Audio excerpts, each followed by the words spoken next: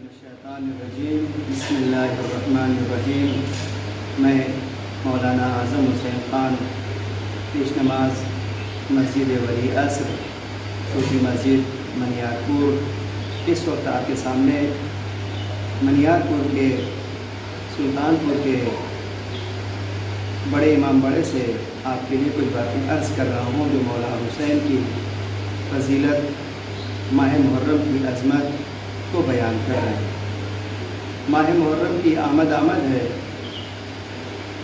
ये मुहर्रम कि जिसके लिए हम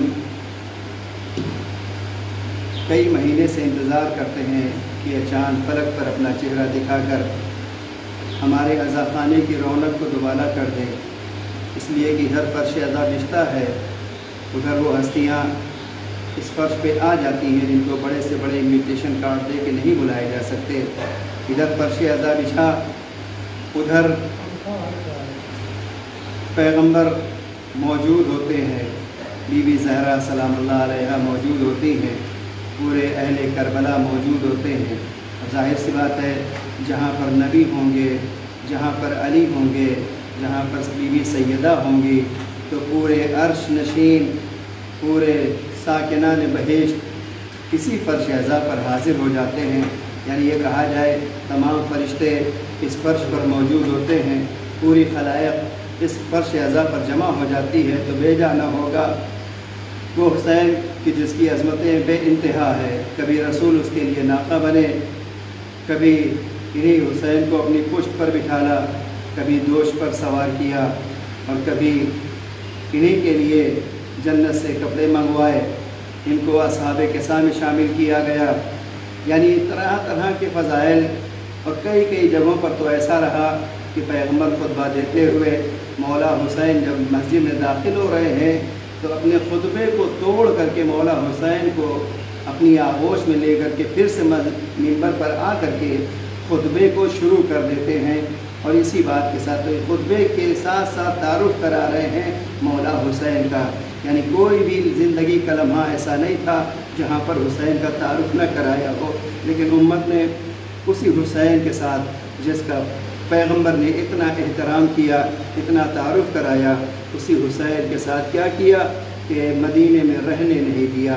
सन 60 हिजरी का वाक़या था कि जब यजीद मलऊन तख्त नशीन हुआ है, मुआविया दुनिया से रुखसत हुआ है, तो ये समझ लीजिए कि फ़ौरन ही पहला काम यह था कि उसने बैअत के लिए इमाम हुसैन अलैहिस्सलाम के पास अपना कासिद भेज दिया। मदीने का वाली गवर्नर रात की तारीकी में जब पहुंचा है कि मौला आपको बुलाया गया है, इमाम ने कहा कि चलो चल करके देखते हैं। दरबार में पहुंचने के बाद जब ये बात बताई गई, ये वाक़या 28 रजब सन 60 हिजरी का है कि जब इमाम से बैअत का मुतालबा किया, इमाम ने कहा कि मैं यजीद की बैअत नहीं कर सकता। मेरी बैअत का मतलब ये है कि हर ज़माने के नबी ने अपने ज़माने के तागूत की बैअत कर ली है। मेरी बैअत आसान बैअत नहीं है। हुसैन सर तो दे सकता है लेकिन बैअत के लिए हाथ नहीं बढ़ा सकता है। लिहाजा हुसैन ने मदीने को खैरबाद किया, आकर के मक्के में आबाद होना चाहा। मक्के में भी जब देखा कि हाजियों के भेस में कातिल मौजूद हैं, वो हरम जो मक्का है, जो खाने अमन है, जो खुदा का घर है, जो हर एक के लिए अमन की जगह है, वो नबी पैगंबर के नवासे के लिए नाअमन हो चुकी थी। लिहाजा इमाम ने कहा कि हुर्मत खाने काबा बरकरार रहेगी, हुसैन इस जगह को भी खैरबाद कर देगा। लिहाजा हुसैन ने 9 ज़िलहिज्जा को अपने हज को उम्रे में बदल करके फ़ौरन ही वहाँ से करबला के लिए रवाना हो गए।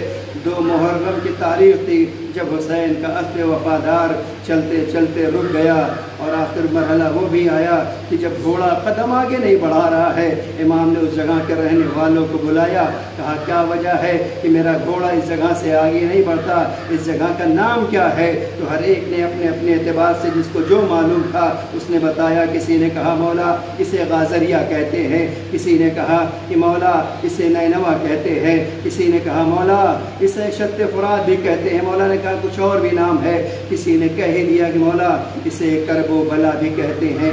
जैसे ही हुसैन ने करबो बला का नाम सुना, مرتبہ اس سرزمین کی مٹی کو اٹھایا، منہ سے لگایا، سونگھنے کے بعد کہنے لگے ہاں ہونا محط رحالنا، ہاں یہی وہ خوشبو ہے، ہاں یہی وہ سرزمین ہے جس کی بشارت میرے نانا نے مجھے دی تھی، جس کا وعدہ میں نے طفلی میں کیا تھا۔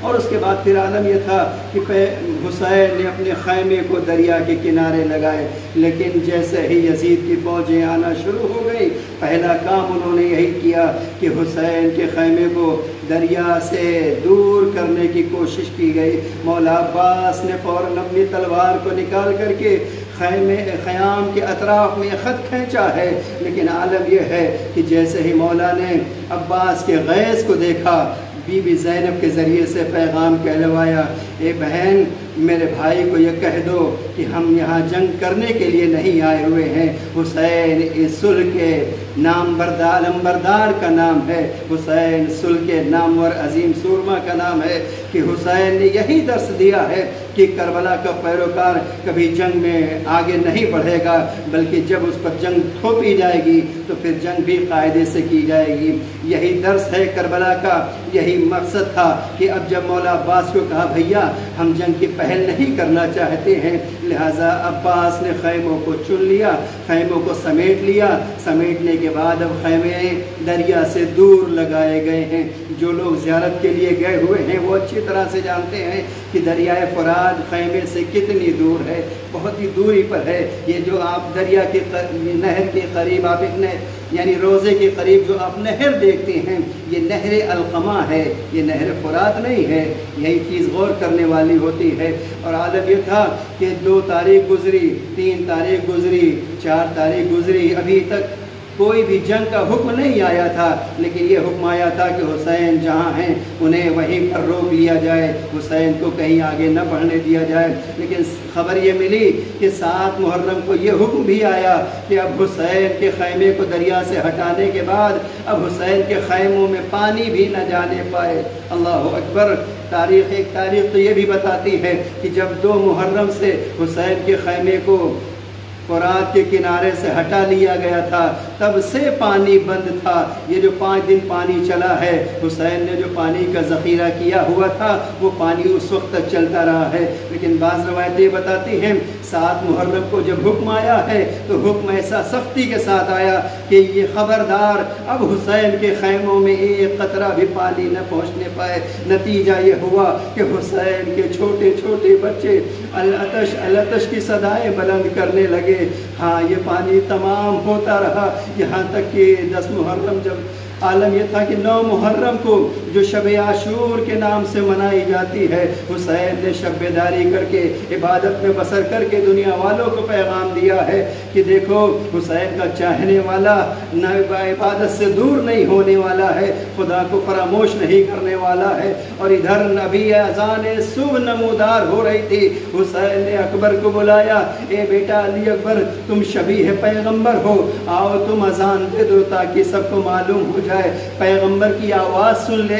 پیغمبر کی آواز میں علی اکبر نے اذان دی، دشمن بھی متوجہ ہو گئے، ارے یہ تو پیغمبر کی آواز ہے۔ لیکن ابھی عالم یہ تھا کہ ادھر ابھی اذان تمام ہوئی تھی، حسین کی نماز تمام ہوئی تھی، ادھر یہ حکم دے کر کے کہ اب حسین کے لشکر پہ حملہ کر دیا جائے، یہ کہہ کر کے حملہ کیا گیا کہ ابن زیاد کے سامنے، یزید کے سامنے یہ گواہی دے دینا کہ ہم نے حسین کی طرف پہلا تیر روانہ کیا ہے۔ اب جو یہ پہلا حملہ ہوا ہے اس میں حسین کے تقریباً 40 ساتھی، 40 جانثار اپنی جان کا نذرانہ پیش کر چکے۔ اب اس کے بعد عالم یہ تھا کہ ایک کے بعد ایک میدان میں جاتا رہا، کبھی حسین کے اعزا جاتے رہے، کبھی حسین کے انصار جاتے رہے، کبھی حسین کے جب اعزا و انصار جا چکے ہیں تو اب اقارب کی باری آ رہی ہے، کہیں پر بھانجے کو بھیجا، کہیں بھتیجے کو بھیجا، کہیں عباس برابر کے بھائی عباس کو بھیجا ہے، کہیں علی اکبر کو بھیجا ہے، کہیں علی اصغر کی قربانی پیش کر کے حسین نے ہمیشہ یہی آواز دیا، اے خدا یہ میں تیرے دین کی سربلندی چاہتا ہوں۔ اور یہی آخرکار وہ بھی لمحہ آیا کہ جب کوئی بھی باقی نہ رہ گیا، اب حسین خیمے میں آئے۔ ہاں وہ عصر کا ہنگام تھا، ہاں وہ عصر کا ہنگام تھا. یہ عصر کا ہنگام میں اس لیے کہہ رہا ہوں، ایسا نہ سوچئے گا کہ نماز عصر کا وقت تھا. نہیں، عصر کا وقت تو نماز ظہر کے فوراً بعد ہو جایا کرتا ہے، لیکن جو روایتیں بتاتی ہیں وہ یہی ہے کہ حسین عالم یہ تھا کہ لاشیں پہ لاشیں اٹھا رہے ہیں. اللہ اکبر. میں بس ایک منظر آپ کے سامنے اشارہ کرنا چاہتا ہوں مصائب کو سمجھنے کے لیے. بس اتنا سمجھ لیجئے کہ کوئی بھی انسان کوئی کام کرنا چاہتا ہے، قدم قدم پر اسے پانی کی ضرورت ہوا کرتی ہے.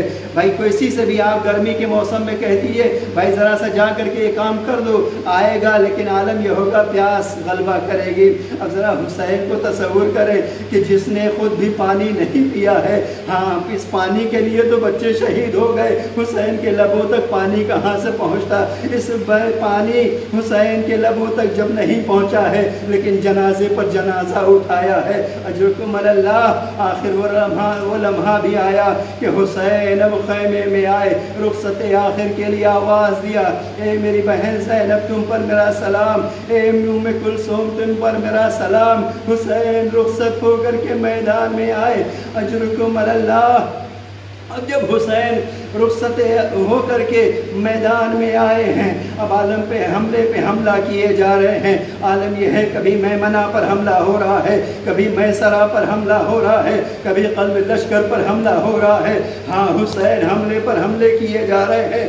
حسین نے شجاعت حیدری بھی دکھائی ہے، حسین نے شجاعت علوی بھی دکھائی ہے. اب ایک مرتبہ عالم یہ تھا کہ ایک آواز آئی، آیتہ النفس المطمئنہ ارجعی الی ربک راضیۃ مرضیہ. اے حسین اپنے رب کی طرف پلٹ آؤ. اب جیسے ہی آواز کا آنا تھا، حسین نے تلوار رکھ لی. تلوار کو نیام میں رکھنا تھا. ایک مرتبہ بھاگی ہوئی فوجیں سمٹی. ارے ہر ایک نے کوئی تیر مار رہا تھا، کوئی تلوار مار رہا تھا، کوئی پتھر مار رہا تھا، کوئی کسی طرح سے جس سے جو بھی ممکن ہوتا تھا وہ حسین کو اذیت دے رہا تھا. آخر میں جب زہرا کا لال ارے پشت فرس پر سنبھل نہ سکا، زین سے زمین پر آیا. نہیں، میں یہ کہوں گا حسین کے جسم پر اتنے تیر پیوست تھے کہ حسین نہ تو زین پر رہ سکے نہ زمین پر رہ سکے. اجرکم اللہ. آخر وہ لمحہ بھی آیا جب شمر ملعون نے وہ بے ادبی کی کہ قلب پیغمبر کو مجروح کر دیا، حسین کے سر و تن میں جدائی کر دی.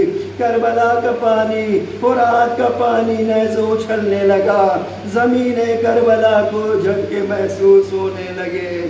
بہن خیمے میں آئی، اے بیٹا سید سجاد یہ کیسی کیفیت ہو رہی ہے؟ امام نے فوراً یہ آواز دیا، اے پھوپھی اماں خیمے کا پردہ ہٹائیے. اب جو پردہ ہٹایا گیا، حسین کا سر نو کے نیزہ پر بلند کیا جا چکا تھا. الا قد قتل حسین بکربلا، الا قد ذبح الحسین بکربلا. یہ آواز بلند ہو چکی تھی. مولا سجاد نے آواز دیا، اے پھوپھی اماں ہم یتیم ہو گئے، اب بن بھائی کی ہو گئی. انا للہ و انا الیہ راجعون. رضا بقضاء و تسلیما لامر